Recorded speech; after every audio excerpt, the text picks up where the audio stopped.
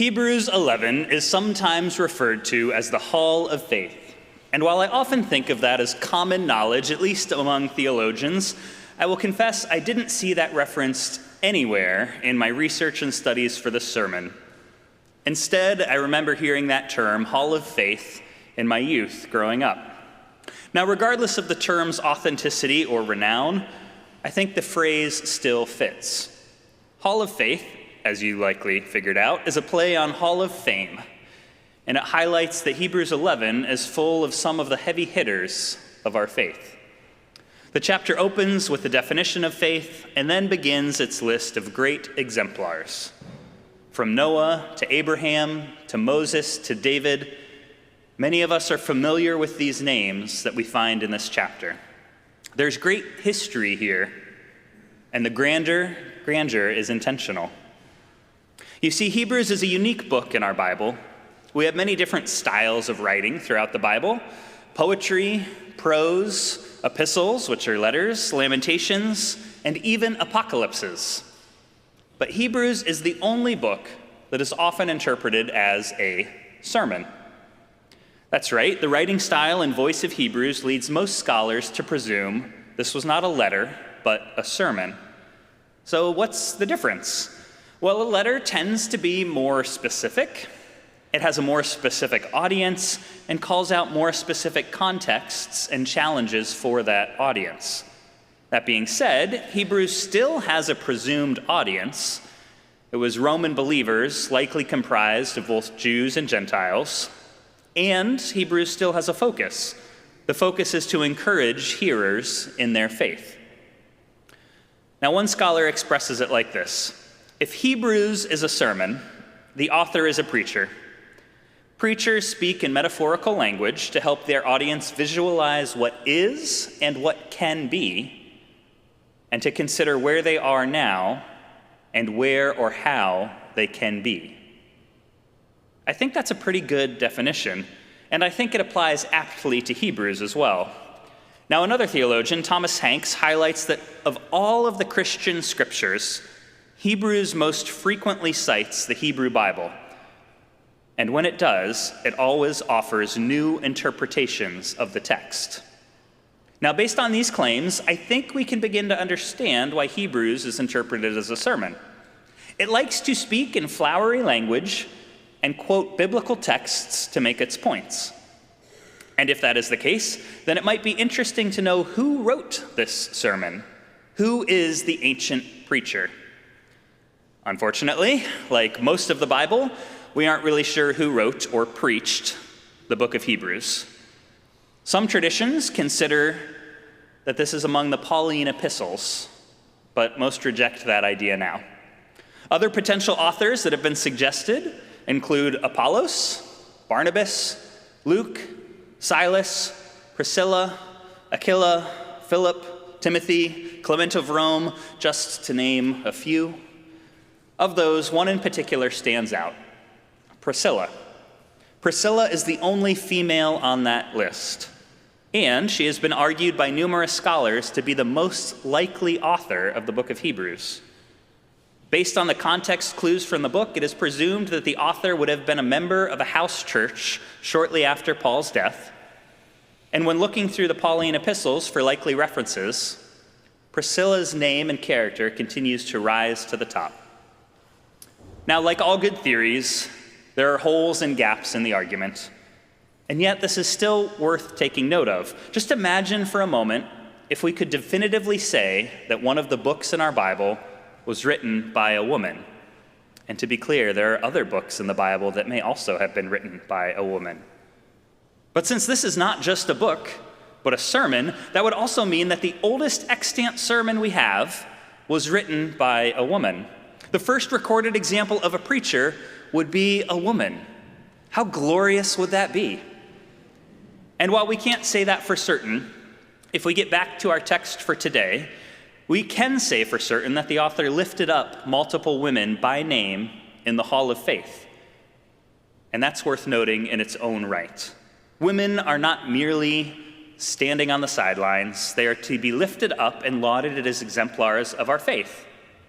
And while all of this should go without saying for most of us today, our Christian history would be radically different if this biblical truth could have been lived out fully in the past, present, and into the future. Because if we're being honest, we still have a long way to go for gender equality and equity today. All of this is to say, today's sermon is an exposition on an ancient sermon. How meta. Our passage opens with a definition of faith, the assurance of things hoped for and the conviction of things not seen. And I think we can all agree that's pretty clear. No follow-up questions needed. Right. It's just nice to know that ancient sermons were sometimes just as esoteric, ethereal, ambiguous, and obfuscating as modern sermons may be today. There's just something about waxing prophetic that leaves us all with a sense of, wow, that was deep. And then, as we sit with it for a moment, I guess I have no idea what the preacher actually just said. And one of my favorite comments that I read this week about this passage kind of fits into this space.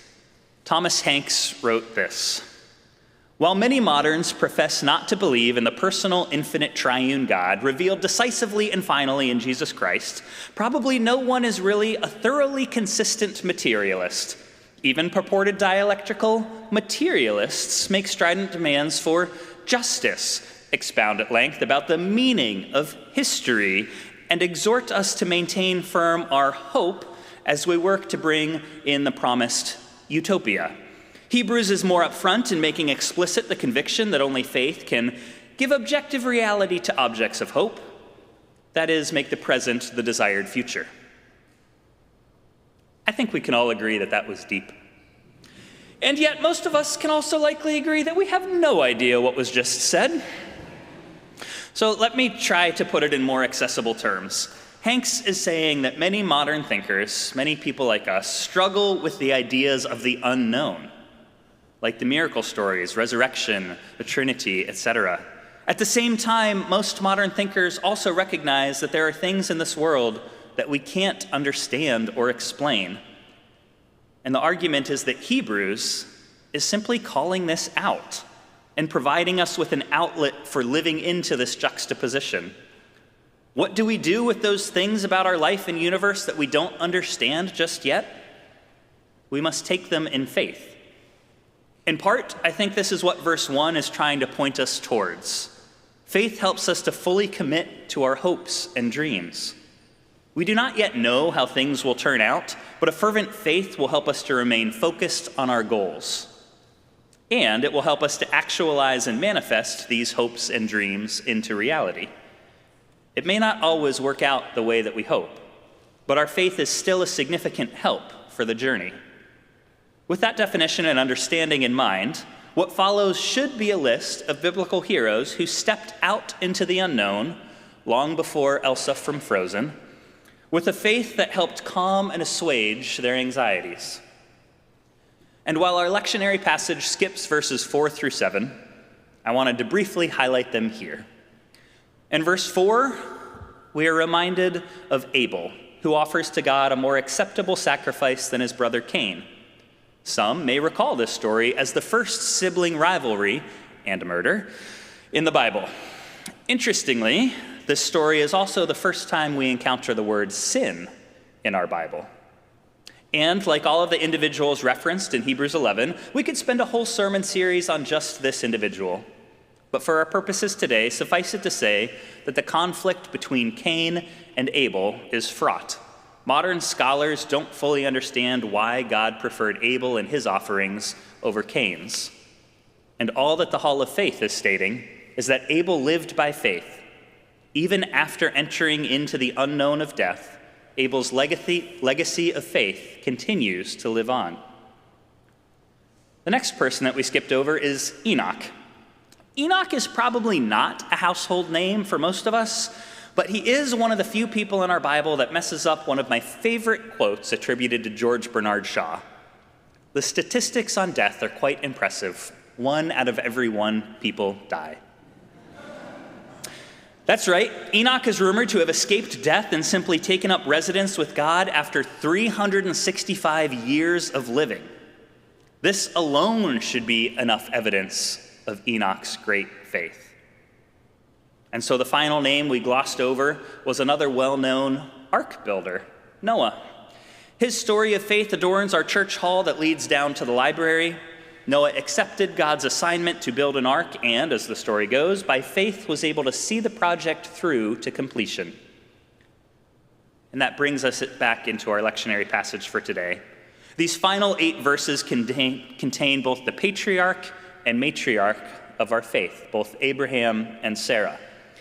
Abraham is faithful by following God's call to immigrate, to live as a foreigner in a foreign land. Sarah's faith is highlighted as providing the power of procreation. And if that causes you to pause, good. The phrase applied to Sarah in this text is only found elsewhere in ancient Greek literature to refer to the male's contribution in procreation. Quite literally, the Greek here says, Sarah received the power to throw down seed.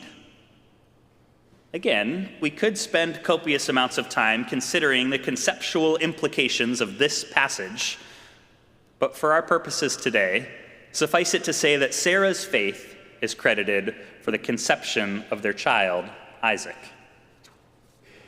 Now, the passage continues to highlight that the faith of these individuals lives on even beyond their experience of death. These are all pretty lofty examples, and it may be hard to relate. Few of us, likely sitting in the pews, are 100 or 90 years old, faithfully waiting on God to fulfill a promise of progeny. Now, some of us may resonate with that call to leave our homeland, and maybe even more of us have built or at least been on a boat, like Leo. We likely have not been on or built an ark, though. And then finally, we are not probably expecting to be raptured, and hopefully we have not murdered our sibling, notwithstanding that Bible verse in Matthew about how being angry with a sibling is akin to murder, but I digress. Anyway, the point is that these examples may make it hard for us to relate to these characters. If we are called to be faithful, how can we live up to these Hall of Faithers? Now, this past week, our Vacation Bible School was focused on bees, as you may have noticed. We had a lovely bee mascot walking through. And one of the great reminders throughout the week was that God has created us to be ourselves. That fourth day focus, be yourself. And that always reminds me of Robin Williams' characterization of Genie in the movie Aladdin. While Aladdin is trying to put on a new persona to impress the princess, the genie turns into a bee and says, "But remember, be yourself." And that's pretty great. It can be easy to look at these exemplars of faith and think that we can't possibly measure up. Much like Aladdin, most of us are not princes. We are mere mortals. We do not have a genie to grant us 3 wishes. We are fallible. But the truth is that the examples we learned about today and the exemplars we learned about today were also fallible. None of these individuals followed God perfectly. Abel may not have much of a backstory in our Bible, but he probably did something to incite his brother into fratricide. There are always 2 sides to every story, and as any parent, caregiver, or person with siblings can attest, often while one child is getting punished for violence, there is another behind the scenes pushing their proverbial buttons. Now, Enoch's life is chronicled in the book of Enoch, and that admittedly didn't make the cut for our Bible, but that book showcases that Enoch also had his ups and downs, just like the rest of us. This book is also where you can find the story of the fallen angels, so you can see there's some good and bad, good and evil at play. Now, Noah may have built a boat, but his drunken escapades while back on land led to his grandson Canaan being cursed. And finally, Abraham and Sarah are the patriarch and matriarch of the faith, and yet they still struggled with doubt and commitment. Isaac may have been their literal firstborn, but he was far from the first child they brought into this world on account of their lack of faith in God's promises. The point of all of this is simply to say that no one is perfect. We create halls of fame and halls of faith to remind us of greatness, but when we place people on a pedestal of perfection, we forget that we may also be called to greatness. This listing of faithful followers should not be so extreme as to set us apart. Instead, it should be an invitation to participate and join in as faithful followers. And this starts by being ourselves. We will make mistakes, just like these faithful followers that paved the way for us. We will have highs and we will have lows. Our faith is to remember that in the midst of everything, God will bless this mess. We cannot know what a day may bring, but we still step out in faith to meet the day with 3 simple rules: do no harm, do good, and love God. And when that last rule may feel too ambiguous, be reminded that we can best love God by loving our neighbor and loving ourselves. So look in the mirror. Look around the room. God is present here. May our faith compel us to live each day in such a way that lives out this inexplicable truth. We are all deserving of love, and we all have the opportunity to share love in faith. We will make mistakes along the way, but this is no excuse to quit or to give up. Our faith compels us to continue into the unknown, to help make the beloved kingdom of God present in the here and now, one day at a time, one interaction at a time, person to person, face to face, and faith to faith. May it be so. Amen.